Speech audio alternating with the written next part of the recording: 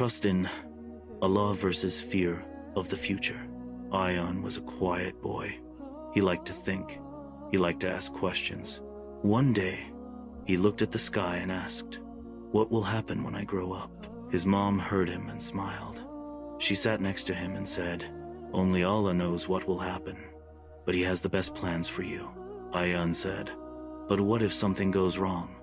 His mom hugged him. "Even if things don't go your way, trust that Allah is always doing what's best for you." Still, Ayan felt worried. He didn't like surprises. He didn't like change. He liked to know what's coming. At school, he got nervous. Before a test, he would shake. When he had to speak in class, his heart would beat fast. One day, the teacher gave a surprise quiz. Ayan felt scared. He looked at the paper, and his hands trembled. He closed his eyes and whispered, "Ya Allah, help me." He started writing. Some answers came quickly, some didn't, but he kept going. After the test, his friend Bilal said, "You did your best. Don't worry. Allah saw your effort." Ayan felt a bit better. That night at home, Ayan sat with his dad. He told him, "Baba, I feel scared a lot. What if I fail? What if I'm not good enough?" His dad said, "Do you trust Allah?" Ayan nodded.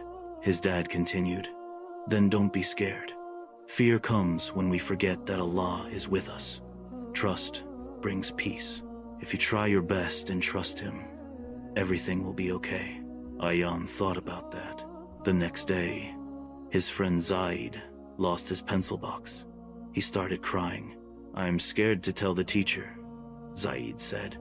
Ayan remembered what his dad said. He said, "Let's go together. Don't be afraid. We will tell her." Zaid agreed. They told the teacher. She smiled and said, "Thank you for being honest. I will help you find it." Zaid was happy. Later, Ayan told his mom. She hugged him and said, "You helped your friend. You helped him be brave." A few days later, something big happened. Ayan's dad came home looking sad. "What happened, Baba?" Ayan asked. "I lost my job today," his dad said. Ayan's eyes grew wide. "Are we going to be okay?" His dad said. "Yes, we just have to trust Allah. We must work hard and pray. Allah is always with us." Ayan saw his parents praying together. They were calm. That night, Ayan also prayed, "Ya Allah, please help my dad. Help us be strong." Things changed after that. They stopped buying extra things. His dad stayed home more, but they laughed. They smiled. They prayed. They didn't give up. Ayan helped more at home. He did his homework without complaining. He also prayed on time. One evening, his dad came home with a big smile. "I found a new job," he said, "and it's even better than the last one." Ayan was so happy. "Alhamdulillah," he said. His dad hugged him. "See, we trusted Allah. He helped us." Ayan nodded. He felt proud. He felt stronger. From that day, he stopped being scared of the future. When tests came, he said, "Bismillah, I will try my best." When he didn't know something, he said, "Allah will help me." One day, the teacher asked, "What do you want to be when you grow up?" Ayan raised his hand.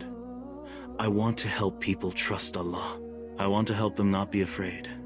The teacher smiled. "That is a beautiful goal." The class clapped. After school, Bilal said, "You already help people, Ayan, like you helped me once."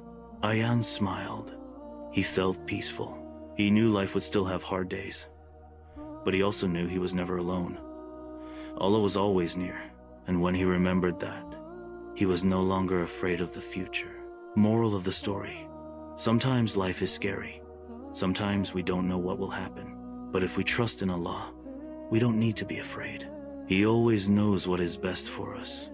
Do your best and trust in Him. He will take care of the rest.